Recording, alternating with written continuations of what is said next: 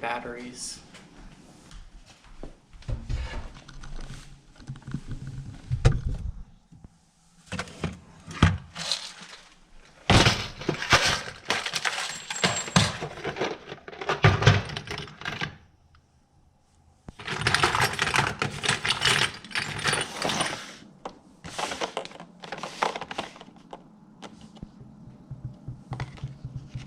You see, while we have tons and tons and tons of AA batteries, that's not what we really need. You see, what we need are AAA batteries, because these remotes right here, all three of them, the one for the TV, the one for the Fire Stick, and the one for sound, they all require AAA. So why we have so many AA batteries, I genuinely don't know. Nothing we use takes AA batteries. Everything takes these AAA batteries.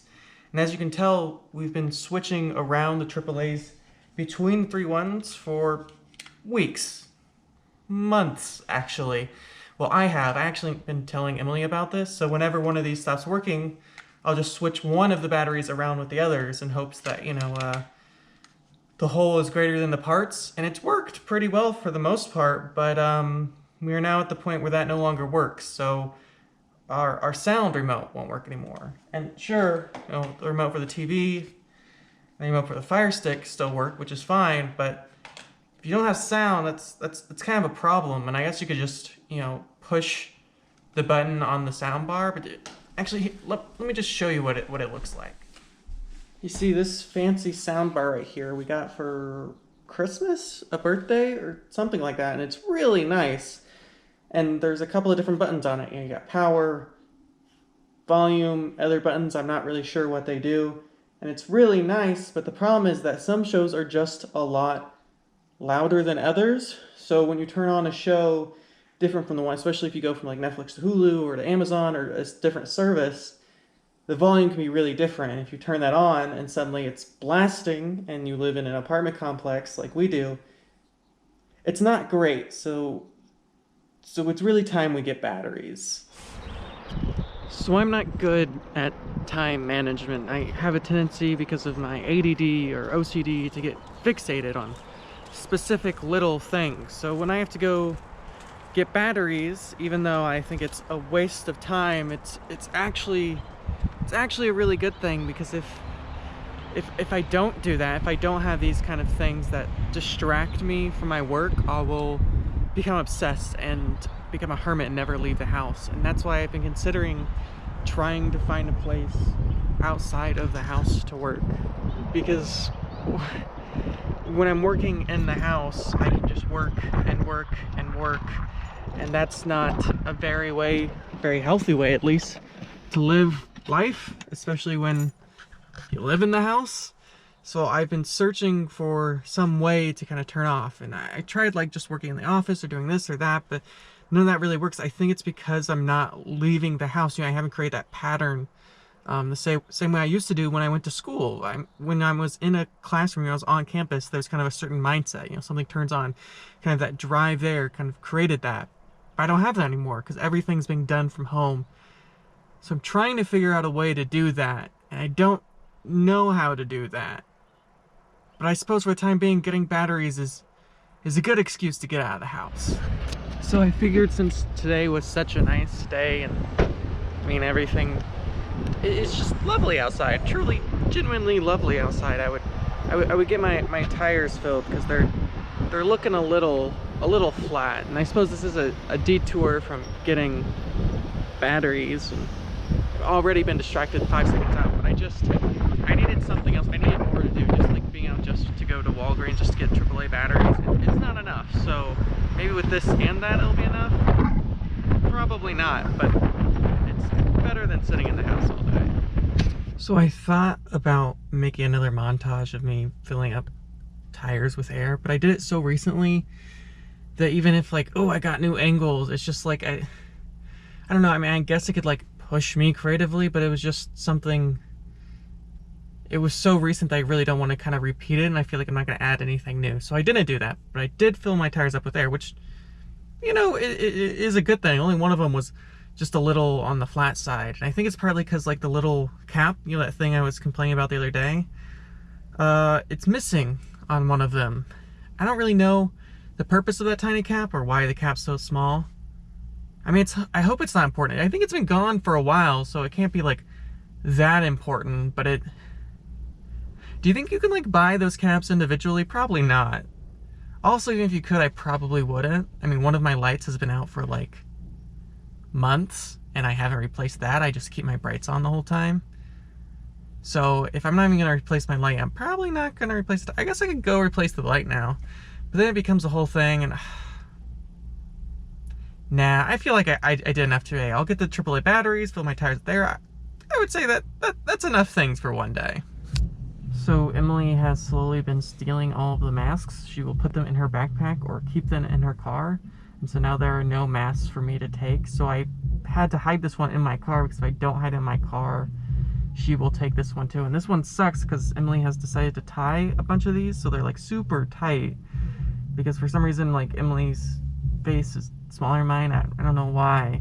But these masks are like super tight and they hurt and they suck. But this is the only one I have left because I accidentally brought one inside, and now, like all the others, has disappeared into Emily's realm of 50 masks. So I mean, you know, it's good that she'll never not have a mask, but it does make it difficult for me to do anything without at least one mask.